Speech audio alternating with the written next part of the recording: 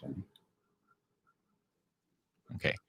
Hi, everyone. Good morning. Welcome for those who are watching in Singapore. Very, very good morning, and in Asia as well. And those of you in the US, hope you guys are having a really, really great Saturday evening. Really excited to have my very special guest, Tom Politzer from the Tower of Power here. And we have so much to chat about.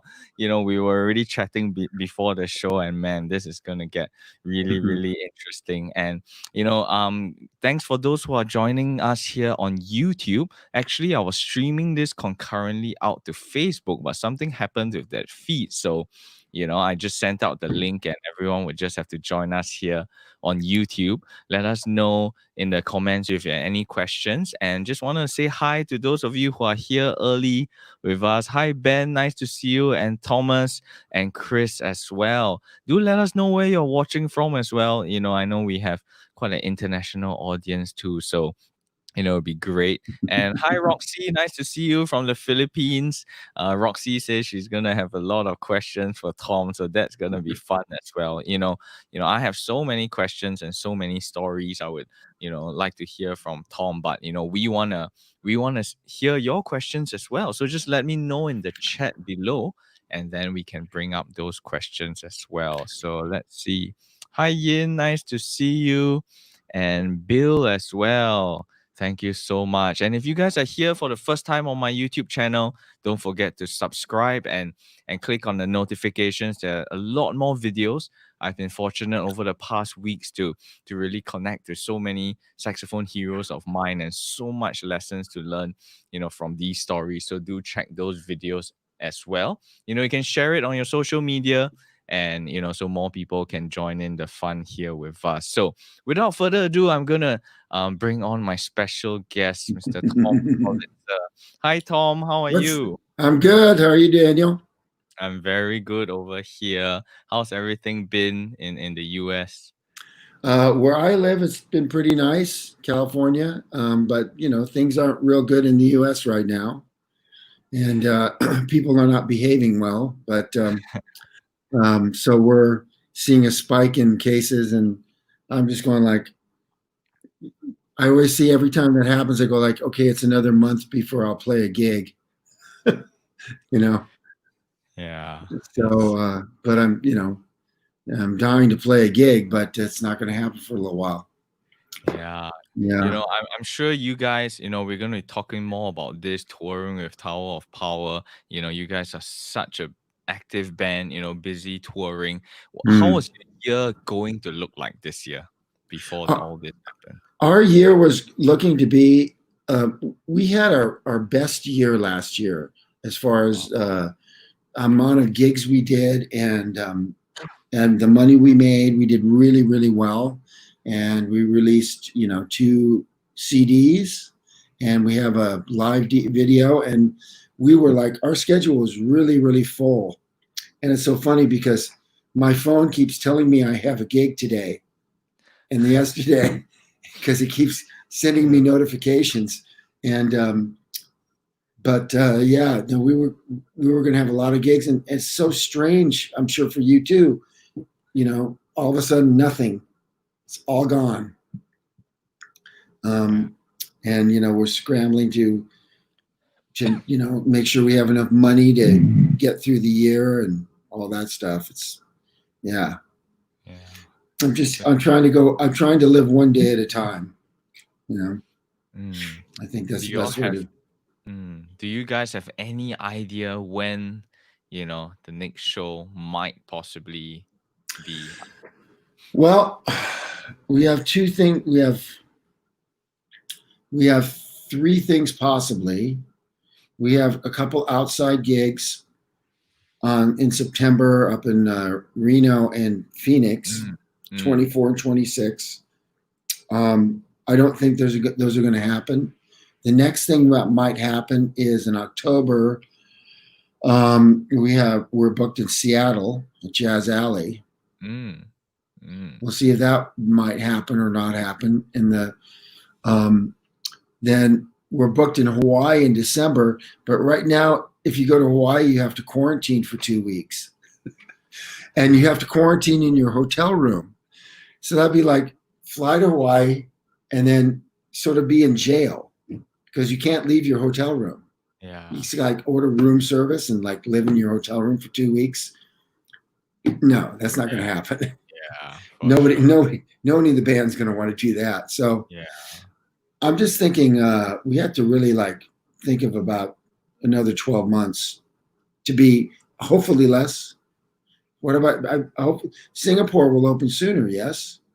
Yeah, but honestly, live entertainment over here in Singapore, I think it's gonna be the last to come back because the government is not gonna risk, you know, an outbreak, for live entertainment, I feel. So similarly, I'm thinking, the rest of this year, I don't think it's possible.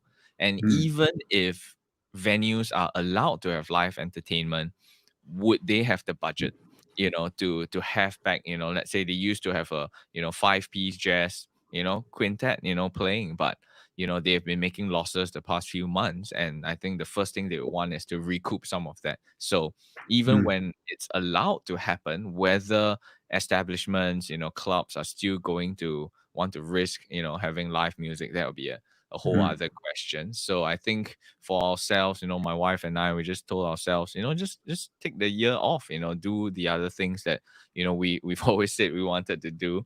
And mhm. even with live streaming, it's becoming such a amazing platform. And even for live performances, a lot of people are doing it. But of course, as usual, it gets very crowded now as well. Like on a given Friday and Saturday night, you know, there's just so many things happening, So do so you find the internet clogging up and getting slow? I don't think it's so much of slow, but just even for the viewers, there's so many options. Oh, I It's see. like switching a TV channel, you scroll through your feed and you can spend, 5 minutes watching this person's and that person's. So I guess to keep a captivated audience, that's going to be trickier now, because it's so much easier for the consumers to view. But to keep Mm, them for, let's say, doing a interesting. 1 hour show, I think that's going to be a challenge because I think now just people's concentrations are shorter and shorter. A 3 minute Mm. YouTube video, most people watch 30 seconds. To get to 1.5 minutes, it's something already. So much less a live stream show for, let's say, an hour or two when they are lying on their bed and just scrolling through their phone. So it's a different challenge, I think now, because when let's say I bought a ticket to a Tower of Power show, I'm going to be there early, I'm going to be phones on airplane mode, I'm going to be in it. you know Mm. Now it's a totally different medium, so that's what my wife and I, even we've been doing. We did many, this is probably my 30th episode, and some are more talk show, like some are more playing, but yeah, it's just certain challenges that exist in the digital form, which may not be there when people Yeah. come out and talk to you live. So it's been interesting. But and yeah, I wanted to just jump into that, like we and I'm glad you said like 12 months, because I think it's probably better for us to overestimate that, and Yeah. prepare ourselves that it won't come back that soon, rather than hoping that, hey, restaurants are opening, venues are opening, maybe next month my gigs will come back. you Yeah. know I rather take the other approach, and it's so interesting to hear, you guys having that outlook as well, and I mean, there's so many other things that we could do as artists, and I know you jumped on the live streaming bandwagon really quickly, and you got to connect with Well, other. Mm, because of my friend Jeff. I mean, he jumped on it early, and then he said, "Why don't we do a show together?" And then we started doing this interview show, and it's been really fun. It's like you doing this thing. It gives us some purpose. I have some focus. I have to think about it. mm, Like we had Bob Mintzer on last night, yeah, and yeah. uh, and just talking to these people kind of kicks me in the ass to practice. It's kind of inspirational. So I'm going to keep doing it. Yeah, that's Maybe we'll amazing. have maybe we'll have you in a few weeks. Yeah, that sounds great.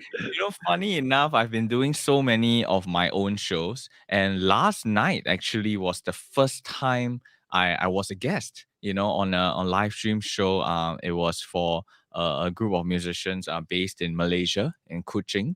So Mm. that was interesting, to have the roles reversed, Yeah. and it's refreshing, once in a while. So yeah, I mean, it's just such a valuable, time right now as well. And I guess maybe the connections are not in person, but ironically, I find that, a lot of people are doing more intimate sessions like this. Like even, let's say, a Tower of Power fan, a fan of yours for, let's say, 30 or 50 years or what, so, at a show, it's very unlikely they will get this level of, interaction with you for, let's say, an Mm. hour or two, to sit you down. I mean, you can't possibly be doing this with every single, you know, fan of your music, So Yeah, now, not at a live show. No, it's just not enough. Too many people, not enough time, and yeah, and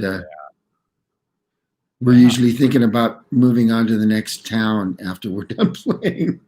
you yeah, know, that's so crazy. Yeah. I yeah, wanted to ask, like, as a band, did you guys, like when this hit, was there like, a team meeting, like, hey guys, what are we gonna do next, yes, for the next few there months? was. Mm, Yeah, well, yeah, we actually, with the Zoom platform coming into existence, and I guess their stock just took off. We yeah. had a Zoom meeting, 2 weeks after, and we just signed. We just got a new manager too, so Mm, that's kind of a new thing for us. mm, This gentleman named Ivory Daniels came on board in March, mm, and right when the pandemic hit, and um, it's pretty cool that a manager would take you on when you don't have any gigs, when all your gigs are canceled, and he's kind of an interesting guy. He's been managing Poncho Sanchez for many years, but he also has a production company. He has a merchandise company. He does a he has a studio, where a rehearsal and recording studio, um, and he's been in the business for, oh God, 35 years. Um, and he just came to us and kind of pitched himself, just because, and he understands our economic situation. We need a manager to come in and start at a lower percentage than most managers take, and he was willing to do that. And all he said was, if I get to the point where I kick your income up, maybe I can, you guys give me a little bit more percentage. And like, absolutely, for sure. Um, so we've been having regular, at least every 2 weeks, we have a band Zoom meeting, mm, and it's great because otherwise I wouldn't see the guys. And we talk about possibilities. And right now we're looking for a new singer. So that's a lot of discussion, and we have the luxury of time finding a new singer. So um, yeah, so I mean, it's that, and we have a lot of guys that are older too in the band, Dave, and so I guess they'd be considered high risk for getting COVID-19. So we have to protect those guys, yeah, and just yeah, be safe. I mean, yeah, it's not, you know, there's no point coming back until it's safe and you can really come back. yeah. And we can go back to Europe, and we go back to Asia, and we can put together a 4-week tour and do all that stuff. Mm. There's no point in going out until then. Yeah, that's true. Did you guys discuss any, like possibilities of moving things on the online medium, like, maybe Zoom master classes or stuff? Yes, we have talked about doing some master classes. We've been talking about, all of us that live in California, Mm, which is most of the rhythm section, and me live in Northern California, except for Jerry, who lives in Utah now. But Roger, our keyboard player, Roger Smith, you know mm, him, right? yeah. So he has a wine business up near Sacramento, and he has a big space that he rents for his wine business in this old sugar mill. And he wants us to do a live stream or maybe just a videotape, a live videotape that we'll put, video. I mean, that we'll put up online. Yeah. And a couple of the guys just don't feel ready to do it yet. I told Roger, I said, I'm fine. I mean, social distance when we're setting up, wear masks. But when we start playing, even if we're like 5 or 10 feet apart, we're going to have to, I'm going to have to take off my mask unless I punch a hole in. Yeah. That would be interesting, right? Have you played with the mask on and punch a hole in it for the No, mouth? no. I thought about it, but I'm like, Hey, that's something to market in your sax shop. A special mask for saxophone players with maybe like kind of a rubber hole so that it seats around the mouthpiece, so it protects, that. yeah, yeah. I mean, if you guys at the Tower of Power would endorse it, we can go and Yeah, well, yes, be business partners. that's an idea right there. Yeah. We both might be able to retire and just work on that business. Well, I don't know. I'd retire, but maybe pay 1 month's rent eventually.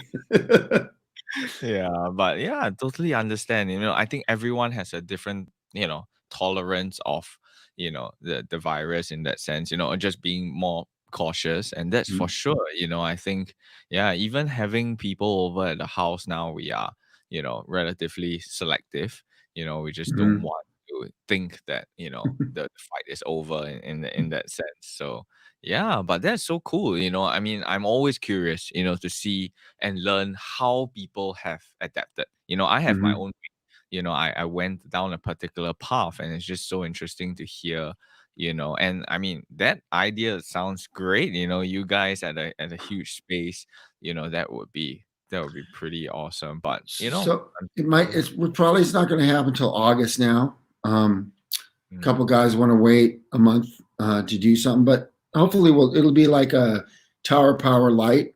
It'll be the 5 of us. It'll be me with the rhythm section, Oh, playing some all Tower right. Power tunes, and we might have a singer in, but we'll probably pick tunes where I can play the melody, Oh, okay. turn them into instrumentals, kind of, where the sax, where the saxophone carries, or guitar between me and Jerry and Roger. Right? Actually, that's an idea. It's like Roger said what he's going to ask me what tunes can I cover on sax, and I go like, you should ask him what tunes he can cover on keyboards too, because But so we'll see if that happens. I sure hope it does. I miss playing with those guys. Yeah, You and know, that might be really interesting because it's not something that might happen on other days. right? So that might No, be really yeah, interesting. Yeah, yeah. that would be really cool.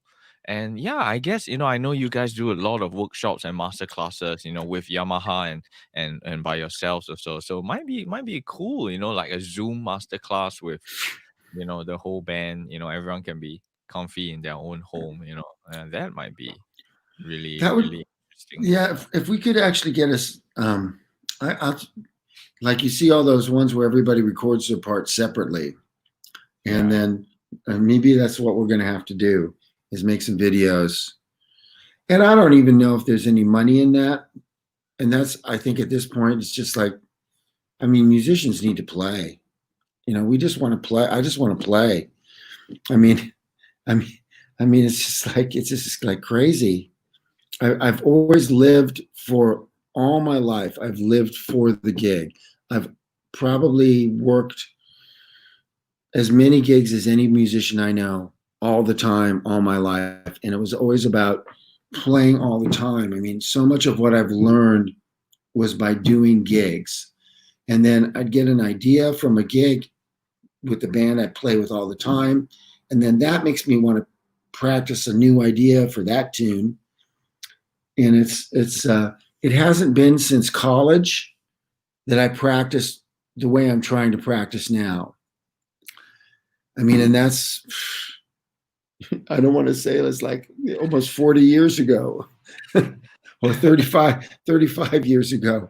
And back then I knew what to practice, I mean, I would be in the practice. That was the one time in my life where I would practice, at least 2 hours a day, if not 3 or 4. Four's always kind of been my limit, attention wise, back in the day. So I'm trying to learn how to do that again. I find that I can kind of, if I do 45 to an hour, Yeah. and then I start losing my focus, I just need to take a little break for 10 minutes, walk outside, have a drink of water, coffee or tea, sit down for 15 minutes or whatever, and then start over again. And then I can keep my focus. But I mean, I don't know. It's like learning all over again. Yeah. I think I'm gonna take some Skype or Zoom lessons from some other players. Wow. Just yeah, why not? I mean, because there's a lot of things to always learn.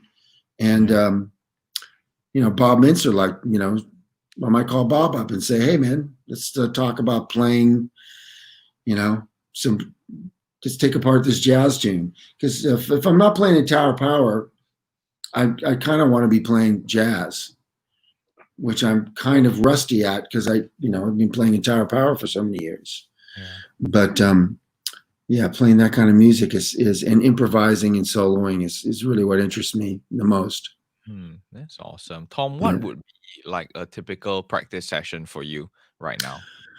Right now, it's a lot of chops, just kind of running different kinds of exercises. I've written out some stuff. Do you know Chad Lefkowitz Brown? Yeah. You know Chad LB. So I've kind of been going to his YouTube channel a lot and watching his lessons, and I've been working on diminished stuff lately. And so I've written out some of his patterns. He has everything online that you can buy and print out, which I'm probably going to do. But I also know that there's something to be said about writing it out yourself. When you write it out yourself and maybe write out the first few lines in the other keys and then just do it by thinking it out in your head. It's slower in the beginning. Because if you can read the music, right, you can play it right away. Yeah. Although you might play it very slowly. Yeah. Which I think is very important to practice slow, really slow. I mean, super slow. I mean, for me, super slow ends up giving you super fast. It's something about the process of that. I remember James Moody and I saw him in a master class a couple of years before he passed away, back in this was in New York in like 2007, 2008, and he was talking about how he always practices things slow, and just allows you to, like, when you play, like, it doesn't matter how hard anything is. If you play it really slow, you can play anything, right? Yeah. And if you can play something really slow at, let's say, 60 on the metronome, and you play it and you go, okay, then you go, like, if I can play it at 60, I can play it at, I bet you I can play it at 64. So you bump up the metronome, play it really slowly. And that's how I learned to play hard things. I just keep bumping up the metronome, usually 4 beats per minute. And that's how you learn to play fast, is by playing slow. But what that makes you do is, like, it makes you execute with tone and precision, intonation, and evenness. So that gets into your playing as you play faster. So those are the things I practice now. When I'm playing these diminished licks right now, I'm pretty slow. But then I'll do my little routines where I'll play major and minor scales in half steps, or some days whole steps, some days around the circle of fourths, sometimes backwards through the fifths. Sometimes I do everything in broken thirds, or like, da da da da da da da da, just classical stuff. And then I do a lot of 1, 2, 3, 5 major and minor kind of thing warm up. I do. It just keeps my chops going. So I always run through those with the metronome. And the other thing I do, which I haven't done in 2 weeks, is I'll put on a Tower Power video and I'll try to play through the whole concert so I don't forget my parts. and I'm starting to forget them, so I need to keep my homework up. So because I don't want to lose what's up in my brain. If I've got I've got about 40 tunes memorized in my head, with all the harmony parts and everything. So I have to keep up on that. Wow. That's I, a lot of tunes, yeah, to it's learn. well, plus, when you're learning a part in a horn section, when you play your part by yourself, it Yeah. doesn't always make sense melodically because you're playing a harmony part. Yeah. Yeah. Yeah. So, but yeah. Yeah. And the other thing I like to do is, and I've been doing is I like to just throw on the radio or throw on, like put on an album I like, uh, in any genre. Sometimes it's like throwing an Earth, Wind and Fire album, or just some kind of a funk pop thing, and I'll just jam over the top of it with my headphones on. I'll just jam, or I'll put on Sirius XM radio, and I'll jam over that. I mean, Brandon Fields was talking about how much he learned from just jamming to the radio, over and over again. you know, I think it's a very good. Plus, it gives you the sensation that you're playing a gig. Yeah. I think Yeah. that's good. Yeah, that's my go-to actually. Firstly, because I enjoy it. So it's just more time on the horn and I get to try, if let's say if I'm working on a diminished pattern, I might be like, let's see if it works, over those grooves and stuff like Mhm. that, which is so cool. And maybe if we could elaborate further, we have Miguel here from Colombia, and he's asking, um, I think it's how to practice the fundamentals. So maybe some advice on, let's say someone who is beginning, improvising. What are some of the Mm. core things you think someone should work on? Um, so there's this nebulous thing called developing your sound or developing your tone. Mhm. And I don't know, it's one of those things everybody talks about practicing long tones, holding a note out for a long time, keeping it steady. I've done some of that mostly on clarinet when I was learning because I'm first a clarinet player. So I did a lot of kind of slow stuff there. But when I picked up saxophone, I had a teacher that would have me play through the Joe Viola method, volume 1 of saxophone. Do you familiar with that book? Yeah. What is it? The Technique of the Saxophone, volume 1 by Joseph Viola. And he had me paperclip one key together. So of course you start with the key of C and you paperclip all the exercises in the key of C.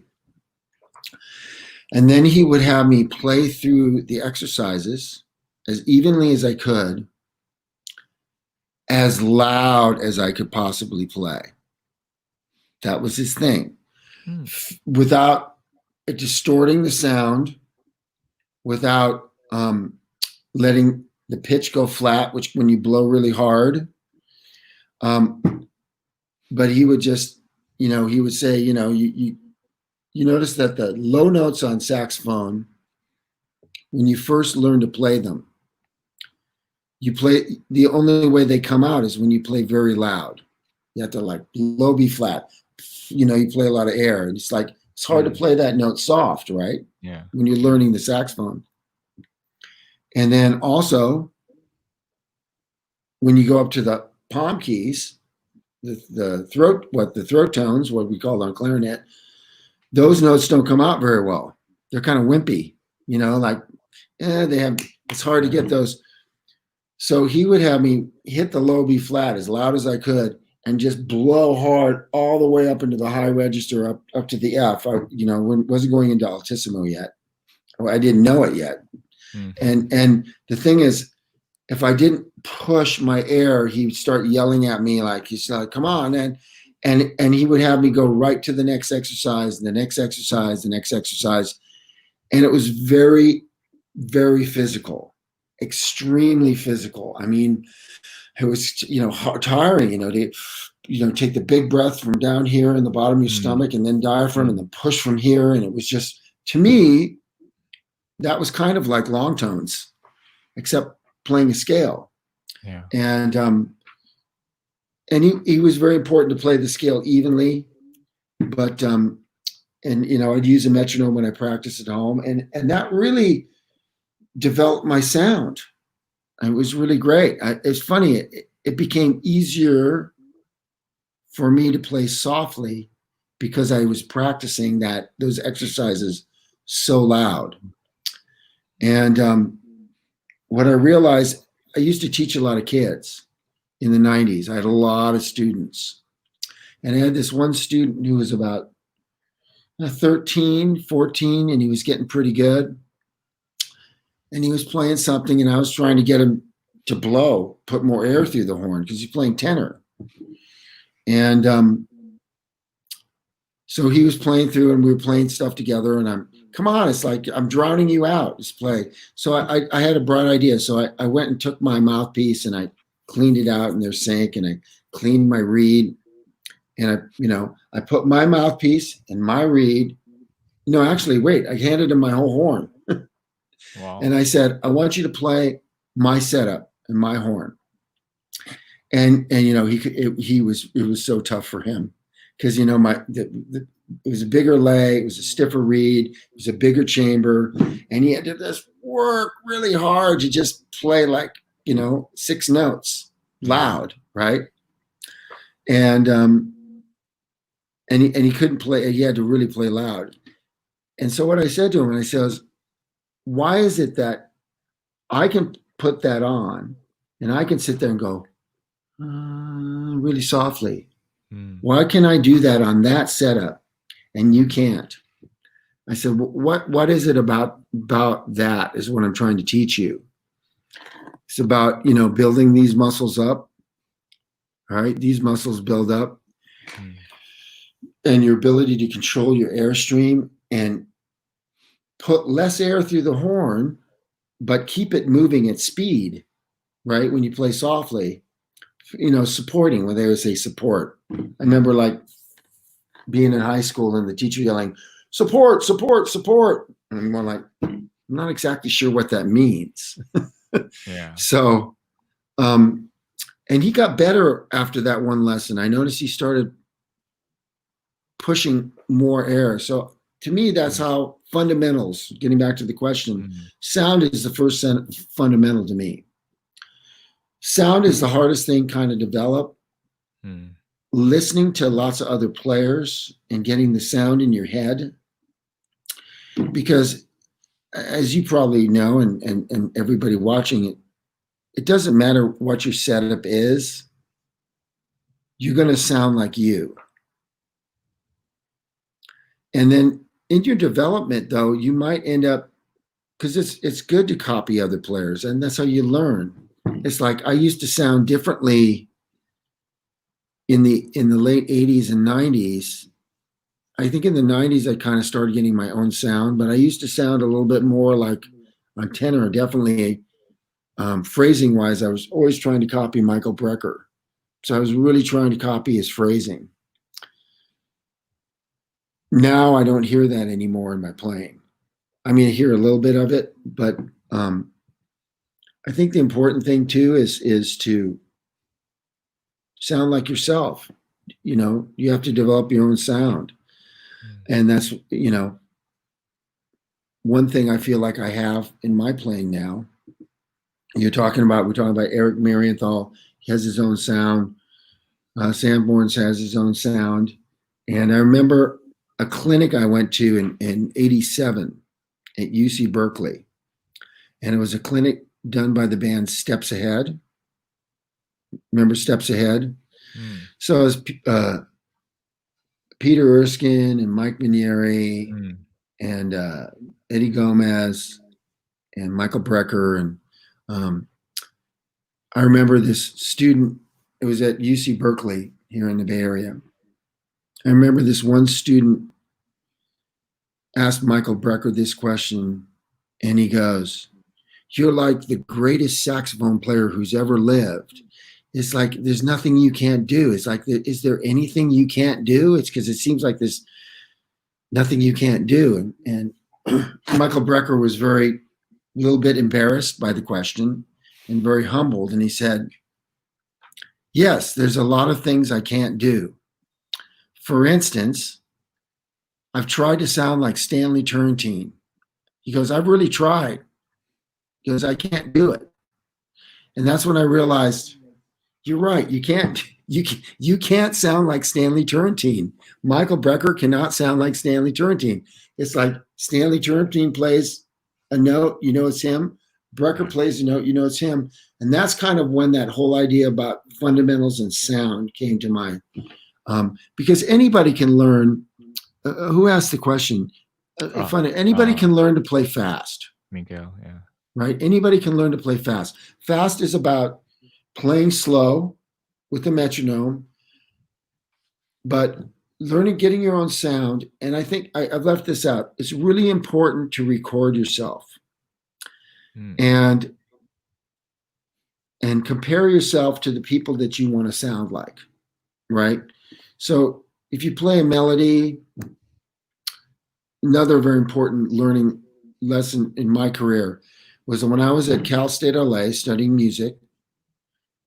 6 of us started an outside band on our own. We had 3 horns and 7-piece band. We had 4-piece rhythm section, and we'd write out our favorite tunes by Matrix or different. We had some originals in the band, and we all would pick a tune to do a feature. And I got to play soprano, alto, and tenor. I was playing all my saxes, and so I picked Carly's Song by David Sanborn.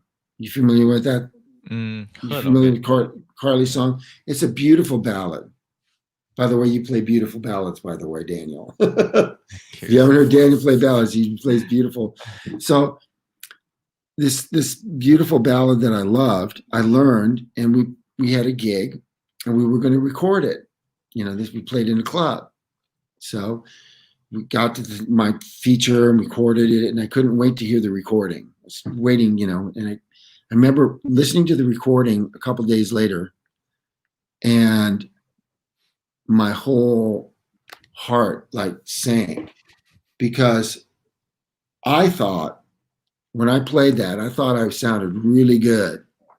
I thought I was killing it. I was playing it and I'm killing this thing. I'm sounding so good. And then I'm listening back to this thing and not so good. And not so good.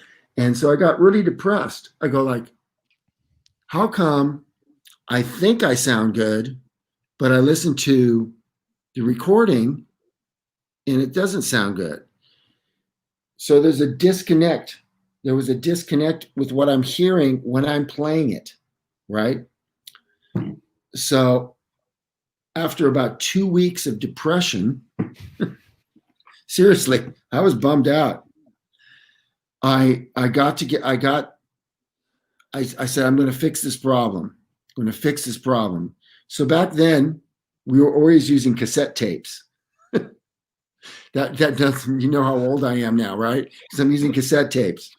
So I have a cassette tape with a tape recorder, a boom box with the gig I played.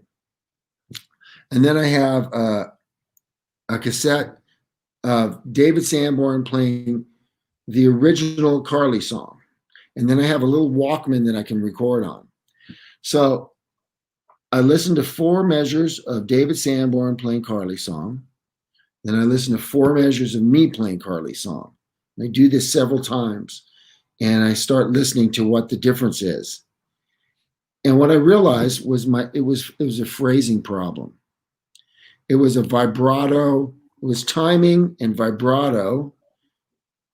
And the vibrato I was using was inappropriate to that style of music, which was kind of a smooth jazz, pop, R&B sound. I was playing with more of an old style jazz vibrato. And then I started analyzing vibrato. What is vibrato? It's moving a note up and down, right? What are the elements of vibrato? Speed and pitch. So you're going to take the note. You're gonna on saxophone. You're going to let the note go a little flat, and you can make it go really. You can make it go wide and fast, and then you can sound corny, really stupid, or you can make it go shallow and slow, or any. And I realized I had to learn how to control my vibrato because David's vibrato I couldn't copy, and so I put it on the metronome, figured out how fast, and I used to practice holding a note with the metronome and doing vibrato with the metronome. I did that for about 4 weeks. Wow. And then I re-recorded myself playing Carly's song. And this is a true story. About a month later, I'm playing a gig in jazz band, and we did a big band concert and other concert. Everybody goes like, "What did you do with your playing? You sound so much better." And I'm thinking like, well, I'm hearing what I'm doing now, and I'm hearing what it's supposed to sound like. I mean, and it's all because I recorded myself, I listened to it, I analyzed it, and I learned to play. That's how I learned to play melodies. You know, I started to learn to sing on my horn. So fundamentals, getting back to fundamentals, that's a fundamental. And recording yourself, and we all got phones. We all have phones, and they record really well. Way better than those cassette tapes. Yeah, way we have easier no to use. excuse now. So so those are the things, you know, for me, is developing your tone, learning how to play melodies. There's a lot of jazz players, young jazz players especially, that learn to play jazz really, really well. And they're obsessed with soloing. And I think I was that way too. And they forget about how important it is, how important the melody is, how important it is to be able to sing a melody, which, by the way, you do beautifully, Daniel. Yeah, I mean, you sing. You so I remember I was watching your YouTubes before this, and you play beautifully. Excuse me, you play beautifully. It's just, yeah, and that's to me as important as, you know, playing giant steps. Actually, today, you know, playing giant steps isn't going to make you a lot of money, but it's something to strive for. Yeah. Right. It's good practice, you know, but I wouldn't do it on a gig, you know, just you know, for me. You wouldn't play giant personally. steps on a gig? Yeah, you know, just personally, you know, I just love to play, you know, songs that, you know, I have an emotional connection to firstly, you know, before I can bring it out. And, you know, we were talking a bit about this also, you know, I guess just knowing, which lane we want to go down, you know, and I still need to get back into, you know, working through those changes and practicing, you know, on all the improvising. But Only if you want to. yeah. You know, it's you know, I don't like to. I don't think have to is a thing. I mean, you got your own gigs going on. I mean, one thing I have to do is I have to remember my parts, and I have to learn how to always solo better on What Is Hip and Soul Vaccination and Script Cakes and etc. I always want to improve those things that I'm performing on. And then on top of that, what do I love to do? You know, I love to play big band music and fusion music. So, you know, then I start working on stuff that'll help me do that. Yeah, that's really interesting. And maybe it'd be nice to pivot a similar question.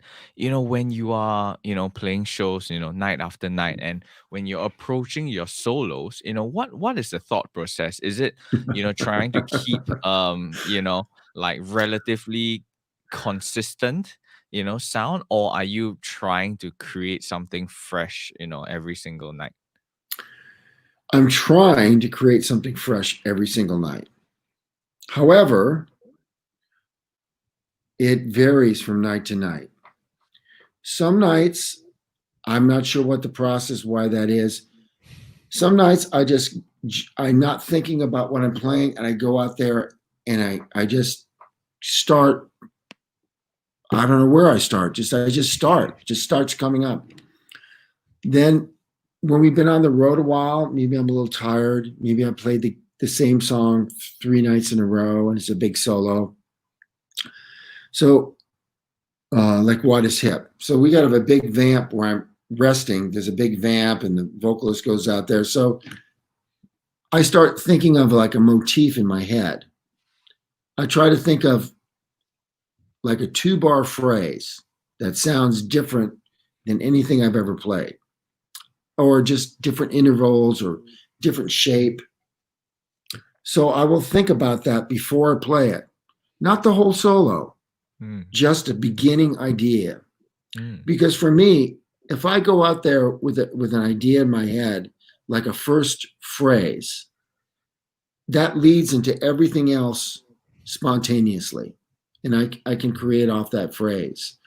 And then there's those nights where I'm feeling completely flat, and I'll just use one of my 12 stock licks to start a solo. I'll start a solo in a way that I know is very impactful because it's worked before. So I might do that because I can't think of anything to play, and I'm too not in the right headspace. And then after that, I'm improvising. It depends on the night. It's an interesting thing to play night after night after night. Have the same, especially the What is Hip solo. I played the What is Hip solo probably over 1,000 times now. Yeah. Oh, for sure over 1,000 times. Yeah. Yeah. And that's like a long solo. They let me stretch out on that one. So I have a question here. I played tenor in gun band at the end of the 70s. Who is MJ Cone, MD? Michael, let me see, MJ, the end of the 70s. So MJ, I graduated in 76. I'm not sure who this is, but it looks like he's a medical doctor. Yeah, that's what he's been a regular follower of our show. So maybe you can let us know your full name and let's see if Tom can remember who you are. Yeah. And we have Martin here, Martin from Black Magic. Hi Martin. And Martin works with Black Magic and the company that I'm using the equipment from. This camera it's just amazing. He's been helping us a lot. And Russell, hi Russell. Russell says giant steps won't make you money, but yeah, I think that's a long conversation in itself, with he's right. If you want to play tunes like Giant Steps and that's all you want to play and get gigs, even if you play as good as Chris Potter, Chris Potter does a lot of other things, but if you just wanted to play that music, probably, yeah, you wouldn't make a lot of money. And we have to, in this shrinking music economy, we have to figure out some way to pay the bills. I'm lucky I have a steady gig, and you're smart because you have a bunch of you have a whole circle of things. You're very, you're very well rounded, and but I don't even know what to tell people these days. Definitely be open to teaching lessons. I might start teaching lessons again because I used to teach lessons all the time up until I joined Tower Power. I had 30, 40 students a week. Most of them were in high school, and I had a few college students. So not that many of them were that advanced. And I would try to push them. But yeah, and I really enjoyed it. But it's been so long. It's been like 20 years, 18 years since I taught a lesson, 20 years. Wow. Well, no Yeah. better time than now. I'm sure there are many I people who I'd want be to a take a lesson. I'd be a wacky teacher, be crazy teacher because I wouldn't know where to start. I don't know. Oh, that would be cool. So if any one of you, Who wants to are be the interested first to take guinea pig? lessons, yeah, you can reach out on social media to Tom, and I'm sure you guys can work something out. Oh, and it's Jim Con, class of 1980. Oh, we missed each other. Mm, Okay. cool. Thanks, Jim. Dang. And this, Thanks, Jim. Well, hopefully we can meet yeah. sometime. Yeah. Yeah. I think Adil from Singapore, he's asking, can we hear you play a bit? Do you happen to have your horn Um, nearby? I do. I would have to get a reed wet. And plus my neighbors, because I live in like an apartment, so it's a little late Okay, here. no worries. But I Yeah. can show you my mouthpieces are sitting here. So this Mm, so this is my tenor mouthpiece, which is it's my tenor mouthpiece, and mm, that's my alto mouthpiece. nice. Yeah, well, I always wanted to ask you about it. Your tenor mouthpiece is pretty new. It's a very unique This is design. a mouthpiece originally designed by Norbert Stachel, who Mm, is my predecessor in Tower Power, an amazing tenor player. Well, amazing woodwind player, everything, mm, and and him and his partner Kevin Dannenberg invented it. Came up with this design. This is a fairly open mouthpiece. mm, Do I have a reed handy? Hold on. Is there a tenor reed here? I don't have a tenor reed handy. no Um, worries. but it's pretty open. It's very open. It's got a really big the window's quite big and the Mm, chamber's very big. This is a big mouthpiece. If you don't like playing a big mouthpiece, this might not be for you. But they have another one which is more closed. And I also have I have Auto Link that I like. It's a slightly smaller chamber. And then I have my Berg Larson that I played for years and years, which I still love.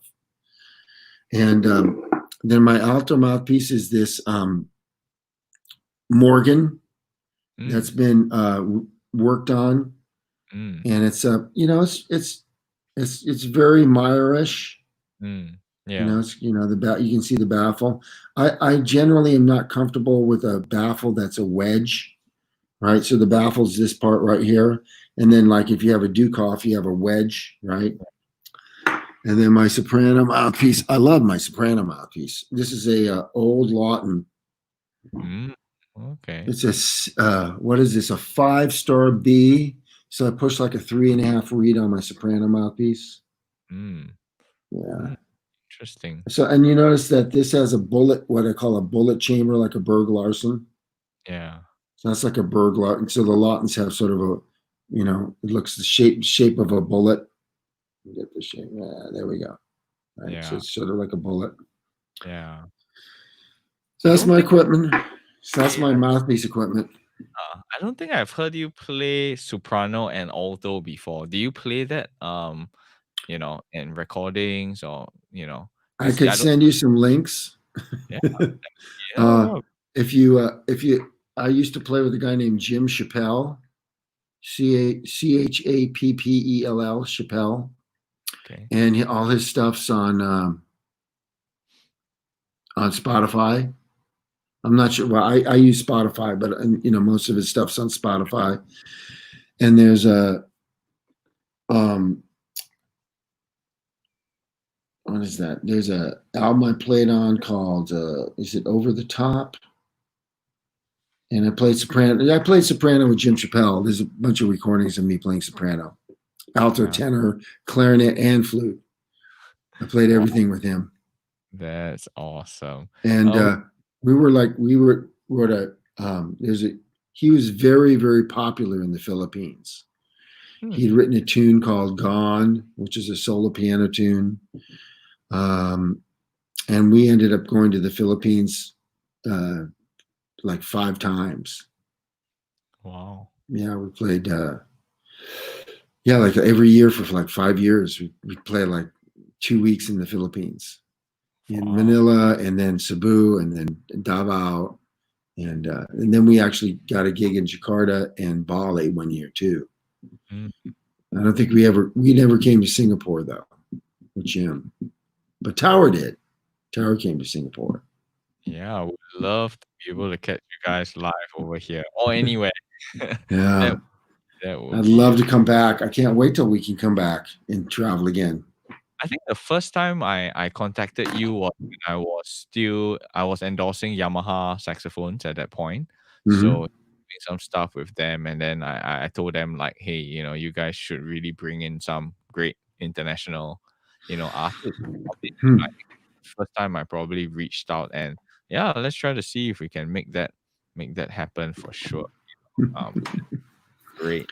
And yeah, we're gonna jump in. I'm just gonna spend a bit of time on some equipment questions. I always try not to, because there are people watching here who are non-saxophonists. We don't want to bore them with our gear talk as well. But I think it's important. And Vincent is asking, Tom, what chamber size is that on the Morgan Alto Excalibur? It's a 7. It's a 7E. Okay. I don't know. Can you? Mm. It's a That's 7E, not.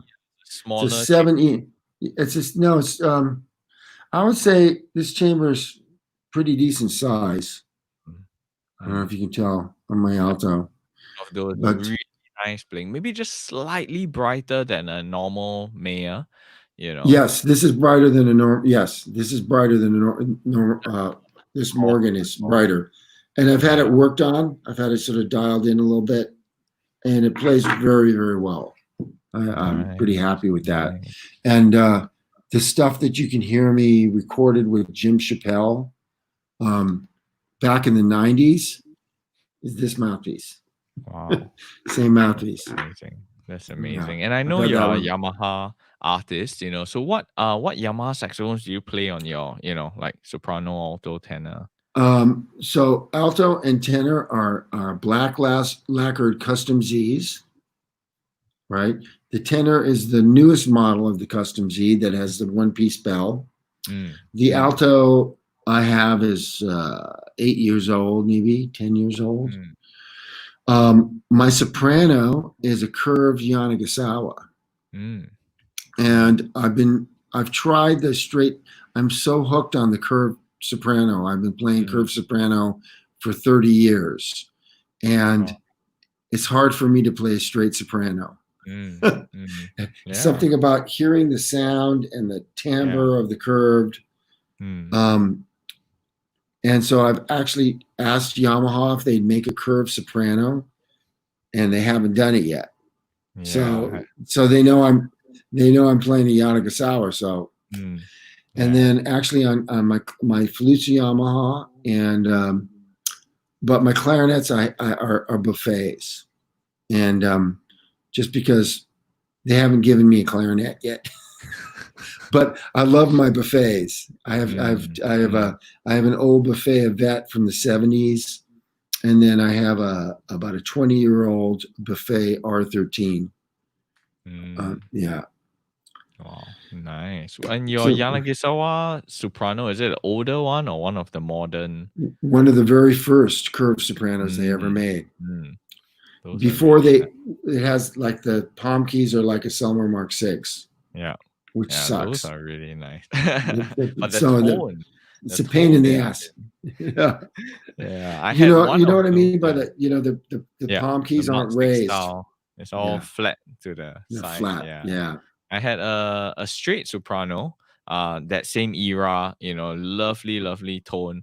Which I just sold to a student recently. But yeah, those are great. Funny for me, I can't really get used to the curves. I'm just always on the straight soprano. Okay, I gotta ask Ben. Okay, so I gotta ask Ben. He said curved FTW. Yeah. What's FTW stand for? I think it means for the win. For the win? Yeah, like WIN. Okay. Yeah, much sweeter sound. Yeah, I agree. Much sweeter sound with the curved. It's less, to me. It's less nasally. it doesn't sound like that. You know, Yeah. plus you can hear it. I mean, Yeah. it comes up here and you hear the sound Yeah. here. With the straight Yeah. one, it's down here at the bottom, and Yeah. that just, I don't know. So one of my favorite soprano tones is Mark Russo from Mm. Mark Russo from the Yellow Jackets and the Doobie Brothers and Kenny Loggins Yeah. and Tower Power. Mark Yeah. Russo. So Mark always played a curved soprano too, and I remember like on the Yellow Jackets album, I forget. I forget the name of it. It's like their sixth album. He's playing soprano on that. And I remember hearing how sweet that was. And then I saw that it was, he's playing a curved, and I don't want to play straight soprano. Oh, that's really interesting. Yeah. I learn something new all the time. Plus, I was not playing soprano until COVID-19. Because of COVID-19, I have all my horns set up right over there by my fireplace, and I've been playing some soprano. And it's been really fun, and I can't believe it still plays. It's been sitting in the case for mostly 20 years. It's just been sitting in the case, and it still plays great. The pads seem to be sealing. I'm kind of surprised. I'm sort of blown away. Wow, Yeah, that the pads are still in good shape. So that's awesome. otherwise, I should send it to your shop, and you can. Do you do? I was curious. Do you do the repair work in your shop? Yes, so we have a separate shop just a few units down that is a standalone repair shop. So we And do. you do that? Oh no, I don't do it Oh, myself. you don't do it. Okay. Team to do it. I tried learning, but yeah, I just never stuck with it. Yeah. Yeah. Cool. And Roxy from the Philippines says actually Mark's. she says you have seen more of Philippines than her. I know. I saw that. Cool. Yeah, I wanted to ask you about just now you're talking about playing jazz, on practicing that. Do you feel like you change your sound, when you're playing with Tower of Power, and then how does that translate to when you're back playing a jazz standard, you know? Yeah, my vibe. I would say my vibe changes. When I'm playing like in front of Tower Power and I'm soloing on a like Soul Vaccination or What Is Hip, Mm, I'm I have a very aggressive. I feel very aggressive, like "Rah!" I tend to play louder. I'm very excited inside. When I play with a quartet or quintet and we're playing a jazz tune, first of all, it's not so loud. When it's not loud, I don't play as loud. I play a lot less. I play way down in my dynamic range, so I have a whole lot of overhead. I can get much louder if I need to. And as I play lighter and not so loud, I usually get a little better command of my technique. Also, because I've studied vibrato and stylistic vibratos, the vibrato and the phrasing I use when I play jazz is different than what I would use if I'm playing a pop or funk tune. It's a different thing. And an example of that would be when early on in my teaching career, I used to teach. A friend of mine was a high school band director, and he would let me use the practice rooms at the high school after the high school was, after school was out. He let me use the practice rooms from like 3 o'clock to like 6 or 7 o'clock, and I could teach lessons there. That was really cool that he let me use that free of charge. mm, And he had a really, really good student there who was actually very good jazz player for a senior, right? And back then I was playing in a soul and funk band, and kind of the teacher kind of stereotyped me as a funk player.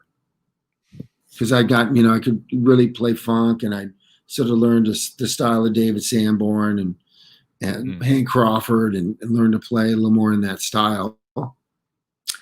And I would always get there earlier to practice, right? So one day I was playing out of the Charlie Parker Omnibook. I was playing a Charlie Parker solo and working on it. I had the metronome on, and I get a knock on the door, and I open the door, and it's this student, this really good student. And he goes, "Oh, that was you. I didn't think that was you. I was wondering who was playing. That was you playing." I said, "Well, yeah, I'm always here. Who else would it be?" He goes, "You sound really different. Did you change mouthpieces or something?" And I just started laughing. I go like, "No." I said, I'm trying to sound like Charlie Parker. So I'm blowing a little different. I'm not playing as hard. I'm playing pretty hard, but I'm pulling it back a little bit. And you got to remember, I'm a very loud player. I mean, I can play really, really loud. I can play louder than most saxophone players if I want to. Not that that's necessarily a good thing. It just is. I can play really loud. So anyway, I'm playing not so loud, and I'm different vibrato. And and when I play less air, my tone gets rounder. It gets less bright.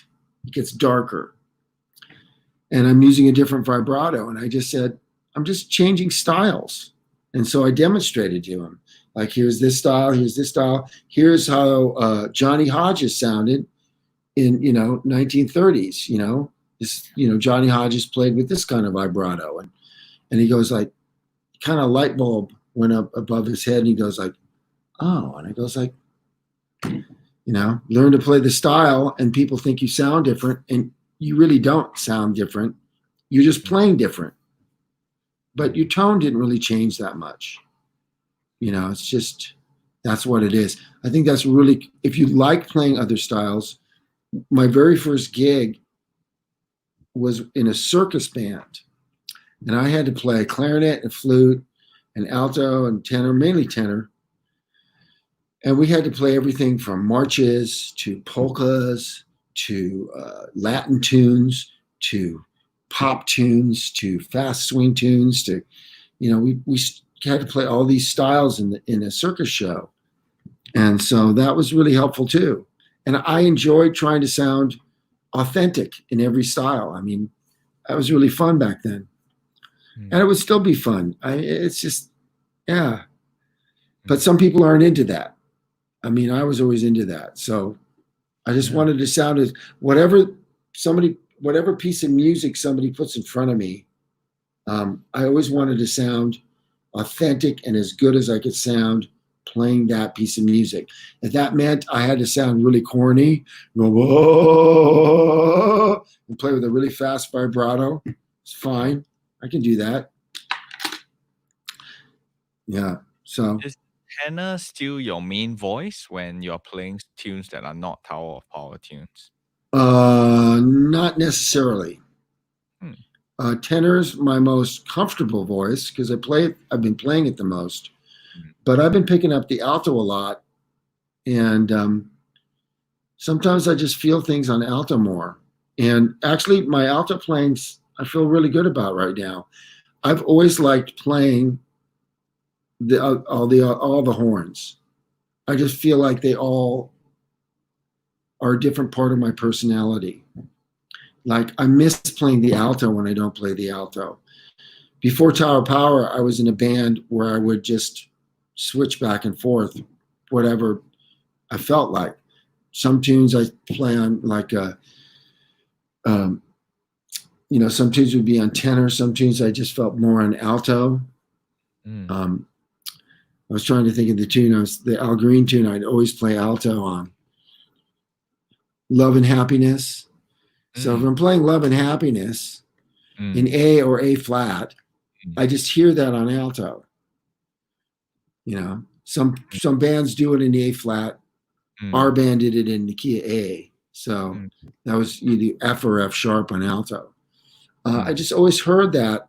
And also, if you know the licks on, well, David Sanborn covered Love and Happiness on that Straight to the Heart live album, Yeah. live in the studio. So I just hear it that way. I just have to play alto on that tune. Yeah. It's just, I hear it there. And I love switching back and forth. And with the Tower stuff, if you listen to the last two Tower CDs that just came out, I'm playing a lot of alto on both CDs. Mm. Playing a lot of alto. I actually have a baritone solo on one tune because Doc doesn't solo. There's a place that at the end of the tune, you start hearing a baritone soloing. That's not Doc, that's actually me. Oh. I don't think I played any soprano. I played clarinet and flute on the last CD too. So yeah, I love doing that. But on the road, when I'm on the road with Tower, I just have tenor. No, I have tenor and flute because we're doing Sparkling in the Sand. So I bring my flute, and flute's easy to carry. Mm. But I carry my horn onto the plane. So I can't. Yeah, I don't have a. When you joined Tower of Power, was it a tenor specific part? So you had Yes. to. Okay. Okay. So they knew exactly, yeah, I don't think there's been any soloist who doesn't play tenor, right? Yeah, because they just sort of decided that they liked the sound of the two tenors and the baritone with the two trumpets. They just felt that that was more, and because Lenny Pickett was in the band, and because Lenny Pickett had such a great altissimo register, Yeah. Greg Adams, who would arrange for the band, right? Remember Greg Adams played trumpet? So sometimes when I play first tenor parts and I'm playing with the trumpets, I'm actually playing third trumpet and I'm playing my parts. I have written parts that go up into the altissimo part, and I'm playing third trumpet. And I play those really full and loud with the trumpets. It's like I'm playing third trumpet.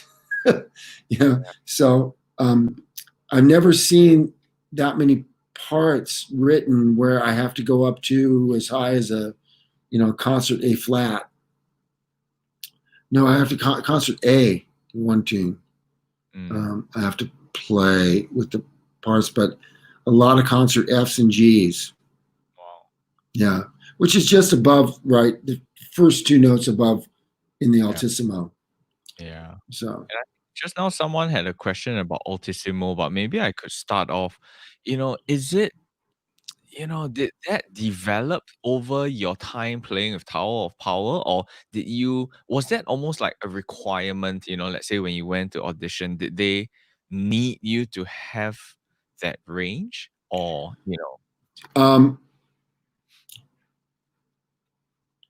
I didn't know. I didn't ask them. At the time that I was called for the audition, I had about a really good solid fifth above high F, or a sixth, a C or a D on tenor above high F. I mean, those are pretty solid. So I was already up there in somewhat in the altissimo. However, if you're thinking about Lenny Pickett and how high he can play, I did not have those notes at the time. And yeah, I think for playing in Tower Power, I think it's important to have some altissimo as a soloist. I think everybody expects to hear, and especially, but they want you to do it well, right? At least, and then I started working on it. I said, I at least have to get an octave above high F. And I actually got a ninth. I started to work, I had an extra ninth octave. And then about 3 or 4 years ago, I said, well, let me try the next octave above that. And I started working on it. I had no instruction. I just would sit back and I would just try to learn how to squeal on the reed and just figure out what's going on. And what helped is I'd seen Lenny Pickett do it so many times sitting in. He would stand right next to me and he'd solo, and I would just sit there and watch him. And I realized when he starts going up to the fourth octave and the fifth octave, it's not about the fingering. He's playing a lot of low C's and B flat, closing the horn down. It's all here. It's all here. He just knows where it is. It sits. He knows how to support it. It's like a trumpet player. You know, trumpet players who play above double G and double C, when you hit double C's, D's, they just know, you know, ever hear a trumpet player say, I know where it slots. Right? This note, I feel the slot where I just know where to set my embouchure. And that's kind of what it's all about. You just have to practice it. And you can play, you know, when on a good day, I wish I could play for you because I can just finger one note and I can play a whole scale up there, you know, even chromatic scale just with my lip, just going up high. And I don't know how to explain how to do it. It's like, do I use more pressure? Yes, I use more pressure. Where I put the pressure is a little farther towards this, you know, it's more down here. You know, it's more down here than up here. So I'm moving down the reed when I play high, but not very much, like just a little bit. I'm moving down, using a little more pressure. And then as I mess, and I think a lot of it has to do with tongue position, like where your tongue is in your, you know, and I realized that I never thought about tongue position. But I noticed that as I was getting the notes out, it was happening. My tongue was doing stuff intuitively, just naturally. I was just figuring it out. I mean, it was all by feel, Daniel. All my altissimo up there is all by feel. And then I remember as I've gotten into little Lenny Pickett, when we were doing the 50th anniversary, I was warming up one day and playing, and he walked into the stairwell where I was warming up. And we sat there, and I basically kind of got a lesson from him for about a half hour. I asked him some questions about his altissimo, and he was explaining how he did it. And I was doing what I could do, and he was going like, yeah, that's pretty good, but why don't you try this? Maybe this is going to be a little better. And then I did these, you know, it was pretty cool. But I was already getting those notes out when he kind of helped me out. I can't do what he can do yet, which is just go beep, beep, beep, beep, beep. You know, he just nails them, right? But I will be, as if I work on it, I'll be able to do that. But I haven't worked on altissimo this whole pandemic. So maybe I need to do that tomorrow. Maybe I need to work on my altissimo a little bit tomorrow. Wow. What would you say your tongue and throat position is, you know, besides the lip pressure when you hit those high notes? Kind of raised in the back. Kind of tends to go up a little bit. It's like a ski slope. Kind of my tongue tends to go up in the back. Seems like it. It's automatic. I don't think about it. It just happens. But normally, I try to keep my Adam's apple. I was always taught to play with this part of my throat open. Oh, this down here. Mm. And then I had a teacher who said, well, if you open this up, you're closing this up. So the best way is to not move your Adam's apple, which he said was the EH sound, like instead of all. If you go all, your Adam's apple drops, your tongue drops, all. So all of you do that. Feel what happens. You notice that your Adam's apple and your tongue kind of move together. Right? right? Your tongue's moving all, up and down. Mm. You can experiment with that as and it'll affect your jaw will open automatically until you learn how to control it. Mm. But yeah, it's all been intuitive for me, Daniel. I was not taught how to do it. So as I learned to do it, I kind of have to figure out how to tell you and then how I'm doing it. It's like, I Right. can do it now. What am I doing? I don't know. Yeah. It's just kind of, Mm. it's because I play so many gigs all the time, night after night after night. Then I'll warm up. When I warm up before the gig, I'll warm up on stuff that I did not execute well in a solo the night before. So like it might be the solo and credit, and Emilio wants me to and he wants me to end my solo da da da da da da, but he wants me to do it like way way way up at the top of my horn, like Mm. super high, and sometimes I miss that. I crack it, which is like the end of my solo. I want to hit those three notes really precisely and loud and centered. And so I'll practice those. I'll be practicing stuff, you know, um, and that makes sense too because it's easy way to end my solo, and it's with the band, and it's very very impactful on the audience. It has a lot of punch, so they always like it, and I don't mind doing that. Yeah. Yeah. Um, I'm Oh. not helping many players right now, but I don't know what to tell you. No, and even, sometimes I find that by teaching, I actually learn a lot myself also because I think, tongue and throat position is something that, no one can really write a book about, they can't x-ray you and see what's happening while you do Mhm. it. So Mhm. everyone is shooting in the dark as well. That's why I Yeah. always love to try to see, okay, how someone else might approach it. And we only can verbalize it the best we can. I wish we could demonstrate it, you know, like with a camera inside, but so yeah, I think everyone is going by feel with that as well. I know my flute teacher was very, very big on tongue position. And like he would talk about using the EH sound, heh. When you go heh, see my tongue's wide and flat. Yeah, yeah.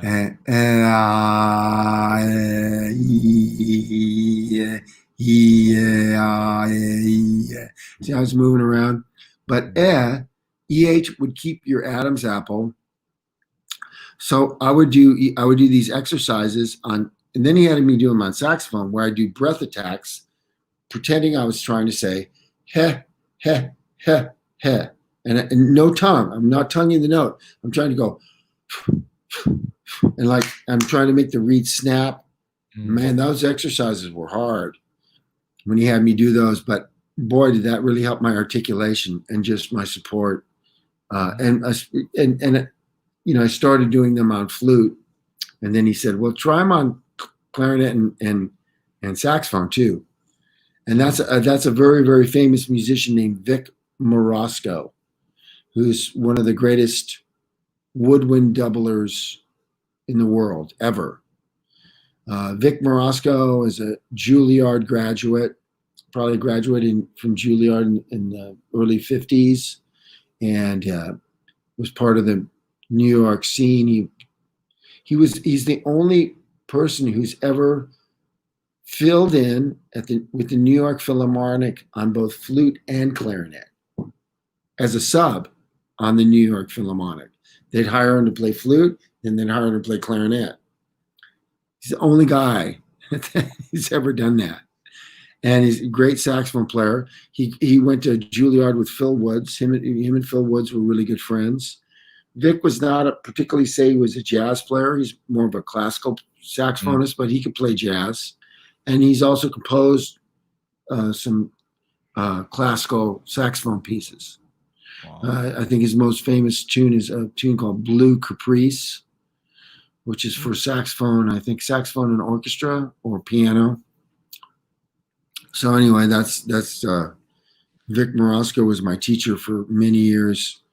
After my first teacher, a guy named Kurt Heisig, and before that, my high school band. I mean, I don't know. I think I've had about 6 teachers Mm, in my life. Yeah, mm, that's cool. And I think you are, a great teacher yourself. And we have, I don't know.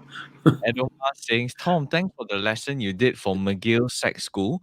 And he Oh says, yeah, just to see that one lesson. Wow. I think I And, talked about altissimo on that lesson. I think we mm, talked about him. That guy's great, man. mm, That McGill School. There's so much information on that website. he's Do we doing have a any? Do you have any questions over here? yeah, it says it was totally worth it. Could you talk a bit about your Brecker influence and the times you've met him? Um, his influence to me was again like Sanborn, just learning how to phrase like him and bend notes like him, and just learning some of his really incredibly fast shredding lines. Slowing him down. Um, I met Brecker. The first time I met Michael Brecker was in 1987, Mm, and it was at that clinic. I don't know where he said he couldn't sound like Stanley Turrentine, and so I asked Brecker a question, and I said, "So I heard that you studied with a saxophone teacher named Joe Allard," and he goes, "Yeah." He's nodding his head, mm, and so I'm studying with this guy named Vic Morosco, and he goes, "I know Vic. I know who he is." And I go like, "Okay, so Vic Morosco studied with Joe Allard, and he's teaching me this concept of embouchure. You try to keep your bottom lip really tight. You try to keep this muscle loose. So that's loose. This is tight, which lets the reed vibrate. And then you try to the neutral tongue position and throat position. And so Vic is teaching me this, getting me to sort of change some stuff around. And he says he learned it from Joe Allard. So my question to you, Michael, is that how you play? Is that what you're trying to do with your embouchure? And he goes, Joe Allard uses me as an example of how not to play the saxophone. That's what he said. And I'm going like, yeah, no. And he goes on to talk about how great a teacher Joe Allard is. And then he mentions that, he had some problems with his throat. His mm, throat was, for a while, you might see pictures of Brecker. He had a thing around his throat because his throat was like mm, going out of control, I guess. mm. And then he goes to me and he goes, when I go back to New York, I think I'm going to call Joe and take a lesson from him. And then he goes, thanks, man. And he says, thank you to me. Okay, so that night, that was the clinic. And that night they were performing at this festival that was there. And it was a college festival, and they had college bands the first half, and the second after intermission was Steps Ahead. So they performed and were fantastic. And I was by myself. And when they got done, I'm not making this up. So Zellerbach is a big, big, big theater in Berkeley. It holds 1,000 people, if not more, 1,200 people. And I got done and I kind of walked up to the stage, and there's no security. They have these big ramps that go up to the stage on either side. So I walked up on stage, Daniel, and I kind of walked backstage, and there was the green room, and I could hear there's a whole lot of people, like a party, and I know this takes a lot of balls to go walk back there and do that, but I did. I walked back there, and I'm not making this up. It's a totally true story. So I'm kind of opening the door to peek in, and right when I'm peeking in the door opens. I'm from the other side, and it's Michael Brecker. I'm not making this up. It's Michael Brecker, and he goes, "Hey, man, how'd you like the concert?" And I go, "It was fantastic." I goes, "Man," I said, "how was the mix? Was the mix good?" It's like, and he might have had a couple of glasses of wine. I don't know. It was really friendly. And I go, "No, his mix is great." And he goes, what do you like the Iwi? You're starting to play, right? The Iwi, right? Yeah. Right. And I go like, "I love what you're doing with the Iwi." I said, "It's amazing. And you're not going to believe this. This is a true story." He goes, "You want to check it out?" I go like, "Sure." And all their stuff was still set up on the stage. Nobody was breaking it down. I don't know if they had a concert the next day or what, but it was still set up. So he took me on stage and he turned on his gear and like he kind of showed me how the Iwi worked for like 10 minutes. A little Iwi lesson from Michael Brecker on the stage of Zellerbach Auditorium. A couple of people came out going, "Where's Michael?" And it was just, that was Michael Brecker to me. It was just super friendly. And then I met him a couple times after that, and because of that, he remembered me because of that little thing and me asking him about Joe Allard.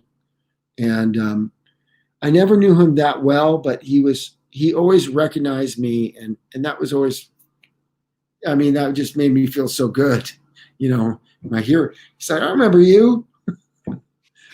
So he was such a nice man, such a nice man. And everybody I know who's worked with him that I've gotten to know, and his brother, I know his brother Randy a little bit now. And Randy is also extremely nice. What a great guy. I mean, you should interview him. He'd come on your show. Yeah. He's super nice guy. Yeah. And he's releasing an album with Eric Marienthal. I think it's coming out soon. That's gonna Eric previewed some of the tracks for us on the show. Mm-hmm. Man, it's really amazing. But Mm-hmm. man, yeah, and I think when someone is a good human being, the stories all seem to be consistent. You know, Mm-hmm. everyone that I've asked about Michael Brecker has just incredible stories to share, and I think it's just no surprise. I think the playing and the person really just goes together. Most of the great players I met through playing in Tower, because I've met most of them all from being in Tower, most of them have all been really, really nice. David Sanborn, who we toured with, again, is just, I've gotten to know him. Good, really very humble, really humble player. Great sense of humor. Yeah, and there's a few people I've met who I don't actually. I've only met maybe one or two guys that weren't very nice. I'm trying to think of who they are. I think I forgot about them, but most everybody's been pretty nice. I mean, we're playing music. Why wouldn't we be nice? You get to play music, you know. Actually, the most problems I've ever had is with singers, not horn players. Singers, a couple drummers, singers, a couple guitar players, a few drummers, and singers. Guitar players who play too loud and don't want to turn down. Yeah. You ever had that problem? Oh man, yeah. All the guitar player who like, "Can you please turn down?" Or people who are like playing over my solo. Yeah. I just stop, and I'll just look to them. Is it my solo or their solo? They're just playing so much. Oh man. Or singers like I'll be soloing and then I'll hear the singer go, "Ah!" And I'm going like, "Wait a second, I'm playing a solo right now. What's that whole thing you just did?" Yeah, but I guess Roxy says always singers. But sometimes as horn players, there are people who might be guilty of this. So while the singer is singing, and they are just playing, so maybe it's their time to take revenge on us. Well, I played in this. So I worked with a singer named Tony Lindsay. You know who Mm, he is? So no. Tony was in the we were in a band together for 7 years, and then he Wow. got the gig with Santana. And Tony was with Santana for over 20 years Wow. and has written a bunch of tunes. Tony has 11 Grammy Awards. And Tony, I remember a great singer, Tony Lindsay. Um, Ton of stuff on YouTube. And I remember he really taught me. He said, he goes like, really nice and kindly. He goes like, you don't have to fill every hole. And I started thinking of like, I'm overplaying, aren't I? And he goes, well, like let a verse go by, less is more. Like, like I'll sing a verse, you don't have to play any fills. And then when you play a fill, it's kind of Mm, more important. mm, And I started thinking about that. I just go like, yeah, I'm trying to noodle all the time. I'm playing all the time. It's just like, like just relax. Just sit there and relax. You don't have to play right away. I mean, it feels funny as a saxophone player is because the rhythm section's playing all the time. The yeah. keyboard player, the bass player, they're playing the whole song. They never stop playing. But us as saxophone players, we get a lot of rest. We'll sit back, wait for our solo, wait for some fills. You play keyboards. That's always good. Like playing keyboards, I used to play percussion. I sang backups to do more. Because when I just played saxophone and was waiting for my solo, I felt useless a lot of the time. Like I'm only here to solo. Isn't there more I can do to Mm, participate in the song? And that's when I started to learn some keyboards and um, yeah, it's just like, and then I got a harmonizer too. Well, horn parts, right? If yeah. the tune had horn parts, I got a little harmonizer to try to make it sound.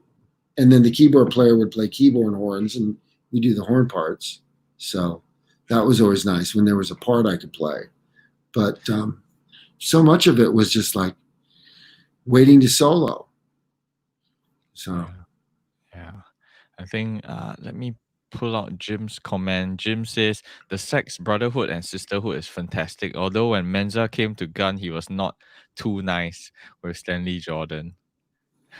that must have been the year right after I left because Stanley was 1 year behind me.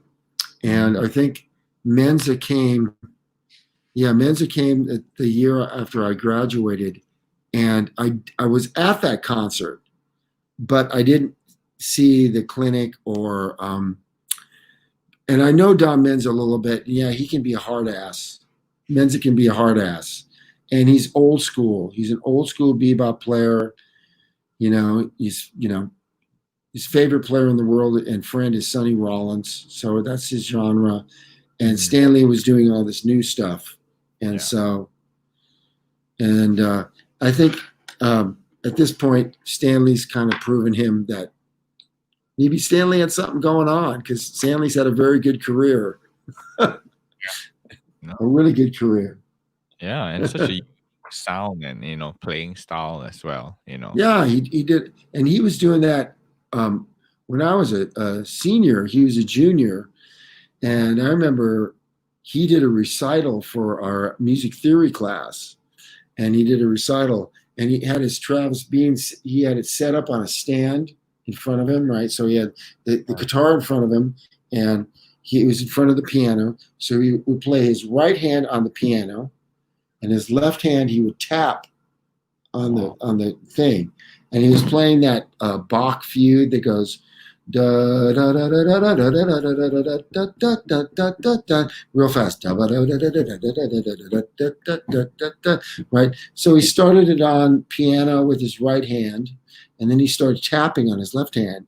He's playing a fugue with the two instruments, and he's playing the fugue for about a minute, and he's playing, and he looks up at the class, and he goes, "You know, you almost have to be schizophrenic to do this." He keeps playing, and he doesn't miss a note as he's playing, and we just all go like, Oh, he's something special, you know. Yeah. So yeah, that was pretty cool. I think now he's like musicologist, or he has a PhD in a field in music or something like that. Yeah, it's really quite amazing. He was Yeah. always an intellectual. Mm. Yeah, that's amazing. I was scrolling through the comments, and I missed one out which might be interesting. This is from Vincent in Singapore. He says, "Love the solo you did with Tower of Power at NPR Tiny Desk concert. Just a question: how do you start gearing yourself to funk and even playing out there? How do you know you are ready?" Um, um, you don't always know that you're ready. Sometimes you don't feel like you're ready. Sometimes you do. Um, when you play as many gigs as Tower of Power plays, um, you get to the band's at a certain level of playing because we play all the time, gig after gig, that there is a community feeling in the band, um, a brotherhood. We have a brotherhood of musicians where it's just, I don't know, I go into, it doesn't matter if I'm tired or I'm prepared. Um, the level that we all play at seems to be pretty consistent. Now, if you were to hear me in a situation that I'm haven't played with in a while, you might not hear that same level of consistency from me until I've done it a few times. Like you throw me into a different kind of genre. But with Tower, it's just yeah, it's just knowing it really, really, really well. I can be the whole band can be dead tired, not enough sleep, not enough rest on the bus. It could be the fourth gig in 4 days in a row. We've been on the bus and we'll be really tired and kind of brain dead. And sometimes that's the best we play. We'll come up there and we'll just be tired. I mean, everybody, seriously, it'll be like a half hour before we play, and the band will be in the back room. We'll be all like this. Wow. Some guys will be waking up 15 minutes before the gig, and then because we're not a young band, we're older guys, so everybody just knows how to turn the switch on, and the crowd helps. You go out on stage, and the place is sold out with people, and they go like this when you come on stage. It's like somebody put coffee in your veins. You wake up, and it might take you a couple tunes, but yeah, and then and then you get a lot of adrenaline going, and you play, and then you get off stage, and it's like, now I'm awake. Mm. And then you want to go to sleep, and you can't go to sleep because you're all, Yeah. you're up from the gig. So And that's the glamorous life of touring, right? Everyone thinks it's glitz and glamour, but man, and yeah, you do, 200 plus shows a year, uh, just 200 plus touring dates a year. So 200 days on the road and 150 gigs, 160, something like that. wow, A lot. Yeah. a lot. But yeah, no, it's so weird, Daniel, to not be doing it. It's like 18 years of doing this and then nothing. I'm a little bit lost. I'm trying to find my way as a musician. I mean, I'm fine. I'm kind of, part of me is really happy to have a rest and not be on the road, because I've always dreamt about, can we just have like 8 weeks off? Can we take an 8 week break? And now I've been off March, April, May, June. I mean, 3.5 months, and I'm going to be off for another year or who knows. Yeah. I mean, shit, man, I don't know what to tell you. How long do y'all usually go out in one stretch on the road for? We try to have, well, theoretically, we have a 3 week limit now, Okay.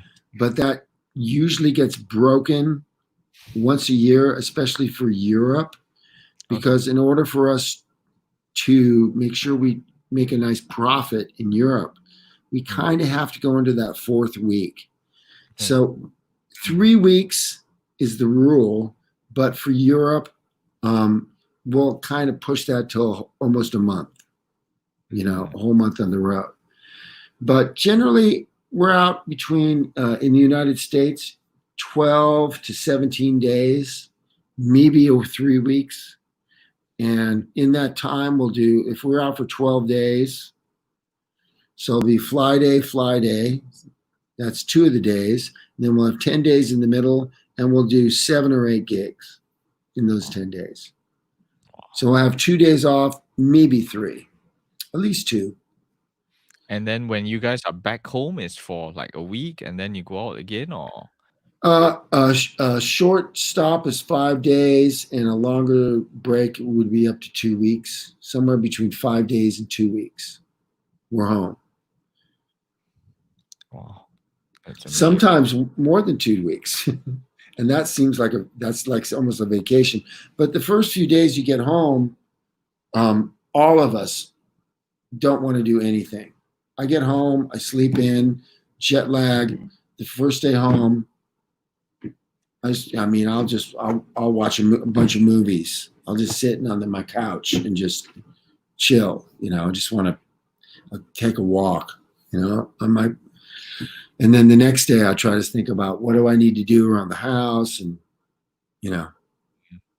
And it's funny because as a single guy, who does like to cook a little bit, it's like my refrigerator has to stay sort of empty and then I can only try to buy enough food for when I'm home, always figuring out what I'm going to eat and trying to eat healthy. And yeah, it's kind of another part of it. And trying to eat healthy on the road is also difficult, especially in some parts of the United States where you don't have a lot of choices. I mean, the foods, I love generally touring in Asia because I love Thai food, Japanese food, Filipino food. I'm not sure I'm thinking the cuisine you eat in Singapore is sort of Indonesian, kind of rice dishes, a lot of probably spicy food, noodles. Yeah. That. And I love eating that way. I mean, it's like I get Thai food, and actually we don't have any really good Chinese restaurants here. I haven't found a good Chinese restaurant. Wow. They've always been a little bit on the greasy side, but so I eat Thai food a lot, Japanese food, and there's a really good Filipino place, and Vietnamese food. Really like Vietnamese food too. Yeah. So I eat that way a lot. It's very healthy. It's a very healthy diet. Way better than what you have in the US. Sometimes like when I go to the US, man, it's only fast food. Fast food has no nutrition, and too much beef. No more beef, Yeah, it's crazy. But yeah, I'm so glad you shared a bit of on the touring side as well, because I think for a lot of musicians, we always think like, wow, these guys are so fortunate to be touring and playing so many shows. And for sure it is. We are. Yeah, we totally are. Man, I miss it. Yeah. I mean, it's hard and I get tired, but I'm so lucky to get to do it. It's great. We all miss it. There's a joke. Have you ever heard this joke? Okay, Daniel, how do you make a musician complain? How do you make a musician complain? Maybe you give him a gig. You get him a gig. Yeah. Yeah, because you know how to make a musician cry? No. Take the gig away. Although we're not complainers on Tower Power, but we'll complain about stuff, and we get cranky. When we complain, it's usually to the tour manager on how he's having us travel, or about that the rides at the end of the gig are not ready to go back to the hotel, or that the hotel sucks that night. I mean, generally we have nice hotel rooms. Those are the things we bitch about, or that we have to get up. We have to, get back to the hotel, and then we have to get up at 6 a.m. to get back on the bus to drive 6 hours to get into another hotel. So that's hard. You get in your room, play the gig, you sleep 4 hours, you get up, get on the bus, and then you have to drive 6 hours, and you get in your bunk on the bus, but you don't really sleep that well. And then you get to the next hotel, and you have 2 hours in the hotel to get your clothes ready, and maybe take a shower if you needed it, or maybe you did that morning. And then the next thing you know, you're taking off at 4 o'clock to go to the gig and do the sound check. And then you're hanging out, they feed you, and then you do the gig. And then you do the same thing again the next night. People start complaining about that a little bit. But it's like, I always say it's a quality problem. It's a quality problem. It's just like, I wouldn't trade it. And I miss it because we're all hanging out, and you always, it's like this big kind of, it's a brotherhood, because it's all guys, So, and we're all family. We're all extended family. So it's, and we all get along. There's no, in the band, everybody gets along. Everybody likes each other. It's not a problem. It's really like, it's all great guys. Which is amazing. That many guys get along that well. Yeah. Yeah, it's fantastic. It is. So, the band is there, it's the mentality like, the band is just going to go for as many years more as possible, or yeah. been Yes. like Yes. No, as many years. Emilio is the band leader, and he wants to go. He says, I'm going to keep playing till I can't do it anymore. Wow. Which is fine with me. Mm. So I don't know how long that is. I'm figuring with Dave and Doc, they have a good, hopefully they'll get very well rested and healthy on this break. And so when we start up again, which we will start up again, we'll all start up again. This is going to end. Yeah. And, another 3-5 years, I don't know. I'm going to start working. I got this pandemic. I need to start working on my solo career. I have never done any albums of my own, and maybe now I have the time to do that. So I'm kind of interested in doing that. So, and maybe break would give you guys, many, many more years, because Hey, I have to get up. I kind of need to wrap this up pretty soon. We've been talking for I could talk for another hour, but I got to get up at like the crack of dawn tomorrow. For sure. We really, really appreciate your time, and we managed to cover so much ground. And let me answer some of these questions. Russell Wong wants to know, was there an audition before I joined? Yes, there was an audition. And the way that worked was I got a phone call out of the blue.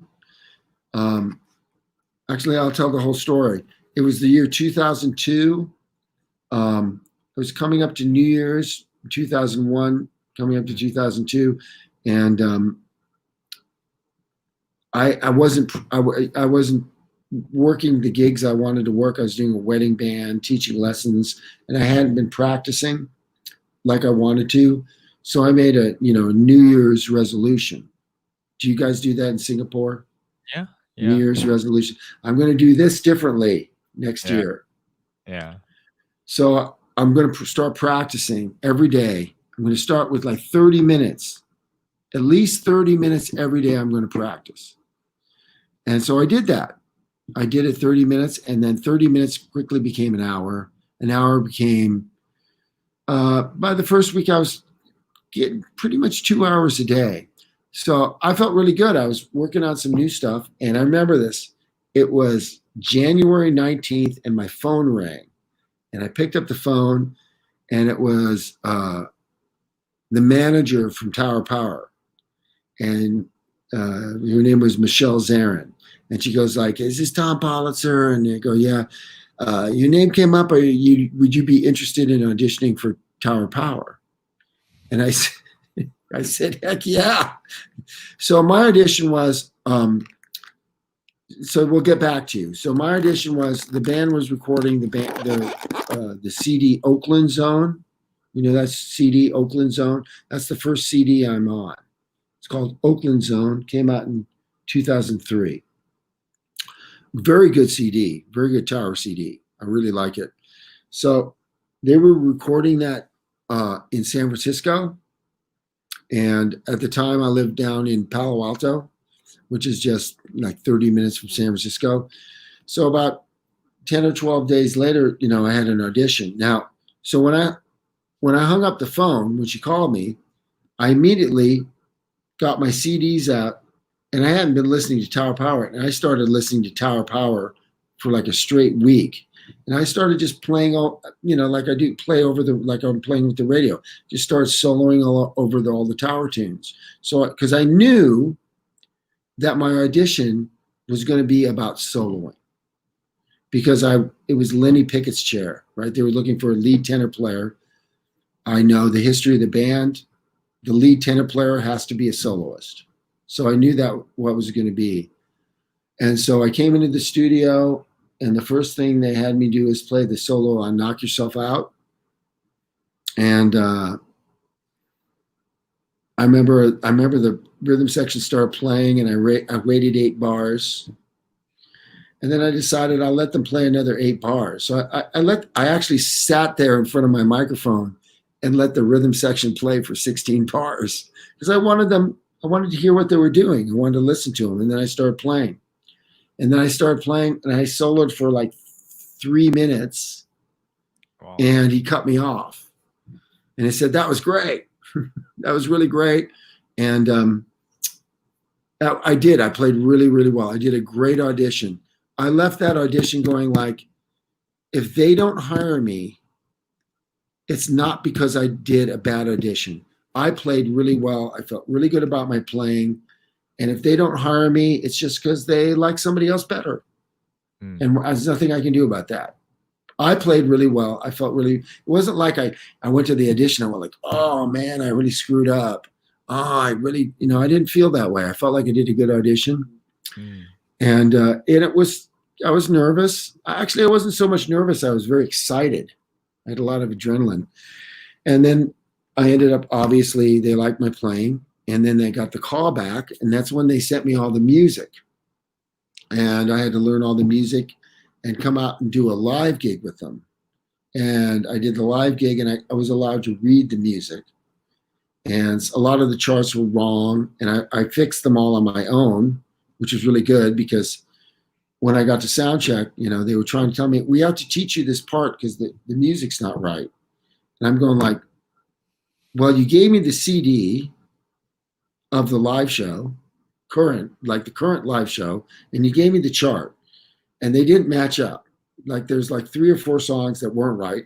So I fixed them. I wrote out my part. And I was kind of surprised that Emilio was surprised that I did that, because I wrote out some parts. Like I had one part, I had to write out 16 measures of music and figure out what my part was. And he goes, "I have to teach you this ending." And I go like, "Yeah, I think it's this. I'm not sure if it's right, but is it that?" And he saw that I fixed my part. He's kind of surprised. I'm going like, "Isn't that what you're supposed to do? Like somebody gives you parts and you're coming to a gig. I mean, isn't that the net?" So he was impressed by that. I actually was, you know, so I did those 2 gigs. Then they invited me to come on a European tour that was over 3 weeks long. And now I have to memorize music. So this is my 3rd audition, right? There's like layers of auditions, Russell. Wow. So my last audition was, how are you going to be on the road? How can you memorize the music? And are we all going to like you? Because even if you play great, and but if you're just like, we can't get along with you, or you have really bad habits, or I get it. I mean, I completely understood that. They just want to make sure they were comfortable with me as a person. Yeah. So about the second week I was on the European tours when they hired me. I remember I was in Zurich, Switzerland, and they at sound check, Emilio goes to me, says, "So Tom," he turns to me in the sound check. All of a sudden he goes, "Tom, so the band had a meeting today." And of course I'm thinking I'm fired. That was my first thought. Okay, I'm fired. That was my fear. And he goes, "No, we all love you playing. He goes, you're hired. Officially, you're hired. You're now a member of Tower Power. Thank you. Welcome." And I went like, "Oh man, okay." So that's when I got the gig. But so there was those layers of auditions, and that's kind of how that kind of happens now, And then I mean, obviously with me, I've been in the band 18 years, over 18 years. And people say, how can you stay in a gig that long? One, it's a great gig. As we all know, it's great music. But, the music business has changed so much from the 80s and 90s to where there's not that many gigs anymore. And to get a gig like Tower or any steady gig like Mark Russo, who plays now with the Doobie Brothers for a long time, that's a great gig. And it pays real well. And you can still do stuff on the side. So it's, to have a steady gig like that is so rare in this day and age. Yeah. Most of us have to, if I wasn't doing Tower, I'd be doing what Daniel's doing, which is like teaching lessons, playing in a bunch of different bands, doing duo stuff. I'd probably play some gigs with a piano player, in a restaurant here and there on off nights. And then I'd be in a wedding band, be playing in some club bands. I'd be making sure I was doing some other stuff that was very fun. Yeah. It made me feel better about the kind of music I want to play. And I mean, that's what I would be doing if I wasn't doing this. I'd be trying to do everything I could. And probably most of my income, half of my income would be from teaching, because teaching is something I like doing, and you can make enough money to support yourself. Yeah. It's not playing though. It's not. It's like if I'm only teaching and not playing, I'm going to be a little sad. Yeah. I mean, I'm not gonna dislike teaching, but I'm going to be a little sad because I'm not playing. Yeah. I mean, we all hope that, there are many more years of Tower of Power, and we hope to have you guys, back in Asia. There's just something about it. And, it's no surprise that, like the band has been around for this long, and people feel it in the music as well, man. So thank you so much for your sharing. And, hopefully this won't be our last conversation. No, if you want me to come back in a couple months, after you've gone through other players, and I'll have my saxophone out next time, so I can play something. That would be talk about altissimo or something. Yeah. Maybe even a more saxophone specific one, and that could be fun as well. And yeah. People are, saying thanks to you for to see. Yeah. And when we get back on Messenger, send me your phone number and your email address so we can stay in touch. Sounds good. Yeah. So hopefully we'll, if you're ever coming to the United States, I can, not right now. You don't want to come here now, but hopefully in a year, maybe in 2 years, Yeah, but yeah, for sure. Let's stay in touch, and thank you for being so gracious. We went on for about it's past 2 hours, 2 hours and 10 minutes. Is that long? It's a great. I could go on for for many more hours. If I didn't have to get up at 5 in the morning, I would, but I have to get up really early. Wow, that's crazy. Thank you. But it's for something fun. Playing in a golf tournament. Wow. Yeah, so it's my hobby. I'm a golfer. Yeah. Nice. That's awesome. Thank you for doing this. I mean, to be honest, I wouldn't have taken this on if I had a golf tournament. It's totally fun. You know, if I it does, you know, no, it doesn't matter. It's that's a fun thing, and you know, I'm not worried about how well I play. I'm playing in the tournament. I haven't played in a golf tournament since I was 19 years old. It's just Wow. that I have the time now. I've never had the time before. Never Wow. had the time. So this is kind of my interest. But I'm going to play in more golf tournaments as long as they're having them with COVID-19. But you know, and we check in and wear masks, and then it's only like 3 people to a group, and we stay apart. And it's easy, you know, it's easy to feel safe outside on a golf course. Yeah. So Yeah. I'm really grateful for that I get to. And there's a really nice golf course that they play on the European Tour in Singapore that I want to play. I think it could be like on Yeah, it's island. it's it's on the European Tour, and also the women's tour plays in Singapore also. But Yeah. I watch golf, so I've seen the course and go like, Mm. that looks like a nice course in Singapore. Cool. Next So time, yeah, so we you, so meet some people. Hook me up, man. Hook me up with the golf course in Singapore. no problem, man. You Yeah. know. Thank you so much. We have people saying it's not long enough, this interview. Well, hey, I'll be happy to come and do it again. And next time I do it, I'll make sure I can go, you know, 3 or 4, you know, as long as we end up going. I just Yeah. know that I need it's 10, 12 here, and For I should get my ass in bed pretty soon. sure. Thank you so much again. All the best for the competition tomorrow. Oh, thank you so much. It's no big deal. Whoever's watching, you know, you can contact Tom, you know, social media, and maybe lessons, you know. So go ahead and we'll see if, you know, we see Yeah, what you happens. know, I probably should, you know, do some of that and try some Zoom lessons, and um, Yeah. I'll probably be really affordable for a while because I want to see if I'm any good at it. Yeah. I will probably take you up on lessons as well. I mean, Yeah. I think I'd be good at teaching tone and altissimo, vibrato, and Mm. playing funk music, improvising over funk. That I can talk about. I don't think there are many people better at doing that than you know. So that will Well, be that's really kind. no, it's Yeah, good. I do my thing.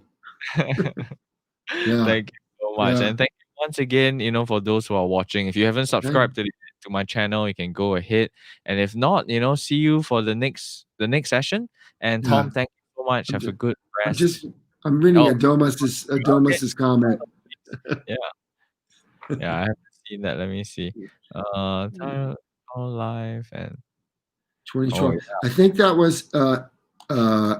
think that was in Berlin. Was that in Berlin, Adomas? So yeah. Yeah, I think we had a sub singer in 2012. Hmm. No, wait, or was that the 2012? 8 years ago. Wait a second. No, that might have been. Was that the one we did in Turkey? Was that the gig we did in? Yeah, I'm not sure. Yeah, you'd have to remind me what city that was in. Anyway. Jim says sign him up for lesson you. Yeah. Okay. All right. Well, I see for Gun alumni. Hey, Yeah. Roxy, I love you, girl. I had the best time, Roxy, when we played in Manila. Getting to meet Roxy, she's just a sweetheart, and I think we're going to have to put you on the hot seat soon, Roxy. Yeah. You Yeah. know, And we're gonna have Adil to. solo album, Tom. So I hear that. I hear that. I need to do that for my yeah, own pleasure. Even if no one likes it, I just need to do it for me. for sure. All Cool. right. Okay, I'm Tom, going we to say goodnight. I'm going to say goodnight, Daniel. Thanks so much for having me. I'm so honored and touched that you asked me. No, seriously, I appreciate it, and it's so great to talk about Tower Power. I'm just so honored to be a part of that band, and it's so nice to meet you. And I get to find out what you do, and you sound great. If anybody hasn't listened to Daniel's YouTubes, man, he's beautiful. He plays So beautifully. really appreciate it. And yeah, Yeah, let's do another one sometime down the road. Yeah, yeah. we'll arrange that. So thank Because you so much, yeah, Tom. and maybe I'll have you on our show too, because I think a lot of them of the people I have would be interested to meet somebody from. I don't. I mean, I don't think there's too many people I know in America know anybody from Singapore. Yeah, So I yeah, mean, or have even been to Singapore. So I think that would be good to hear yeah. about your life and what you're doing. Would be interesting. So Awesome. Anytime, just let me yeah. know. All right, Oh, man. thank you so much, Tom. See you guys. Okay, I'm going to say goodnight. I guess I'm going to leave the studio. Yeah, And I'll see you all later. Thanks for hanging out with us. And when you put this up on YouTube, I'll share it to my Facebook page. for sure. All Sounds right. good. All right. Okay. Thank Good you. See night. Or good you. afternoon. See you. Okay. Bye bye. Right. Thank you so much, guys, and hope to catch you guys on the next show. I'll be announcing the next special guest really soon. And have a good day. See you guys. Good night.